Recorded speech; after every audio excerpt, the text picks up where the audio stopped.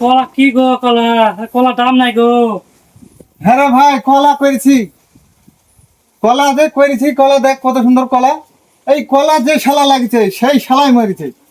শালা কলা লাগিয়ে আমি পড়েছি বিপদে। হ্যাঁ, এখন কলা লিয়ার লোক পাচ্ছি গ্রাহক না। দালাল আইছে বলে? হ্যাঁ, দালাল আসবে বলছে রে ভাই। এখন কি করবো দেখি, দালালে এখন ক টাকা বলছে দেখা যাক।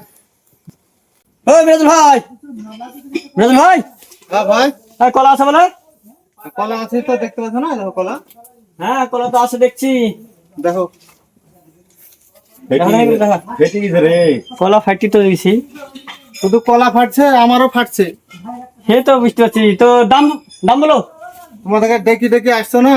হ্যাঁ, তাহলে কি করবো? কলা তোমরা লিবো না বলছো না, আবার পথও ছাড়ছো না, তাহলে কলা কদিন থাকবে? ফাটবে না তো দাম বলো, দাম বলো। তো দাম তোমরাই বলো, ক টাকা দেবা? দাম জাকির বলো। দাম আমার কত লিবা? 45 টাকা লিও।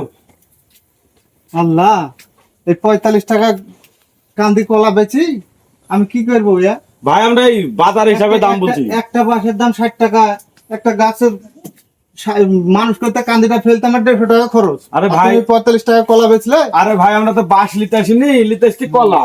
তো কলা লিবা তো কলার দাম এত কম বললে কি কলা দিতে পারবো আমি?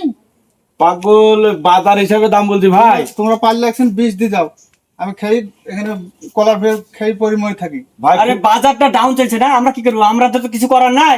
এবার বাজার যদি ডাউন হয় তাহলে আমরা পারবো না। বাজার যদি ঠিক থাকে তাহলে আমরা বুঝতে টাইম না, আমরা কেটে নিচে দিবা।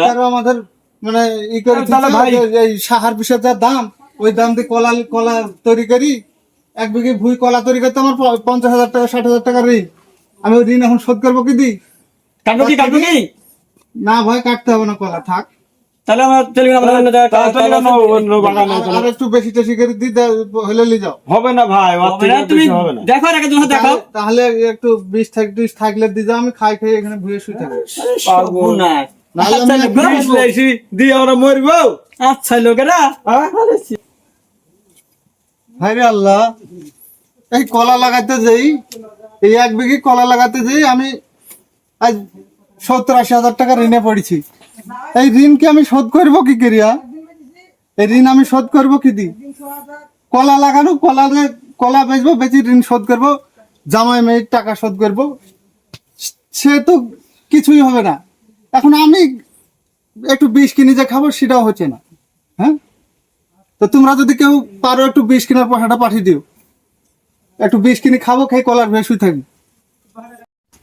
তো আসসালামু আলাইকুম বন্ধুরা, দেখতে পাচ্ছেন আপনারা, এই যে আমরা চাষি মানুষ, চাষবাস করে খাই। তো এই পাশাপাশি আমরা একটু ভিডিও টিডিও বানাই। এই যে দেখতে পাচ্ছেন কলার যা হাল, এই কলার হাল নিয়ে আমরা ছোট একটা ভিডিও বানিয়েছি। তো আপনারা চাষি মানুষ হিসেবে, আমরাও চাষি মানুষ, আপনারাও যারা চাষি মানুষ আছেন, অবশ্যই ভিডিওটা একটু লাইক কমেন্ট শেয়ার করি, ভিডিওটা সবাইকে দেখার সুযোগ করে দিবেন।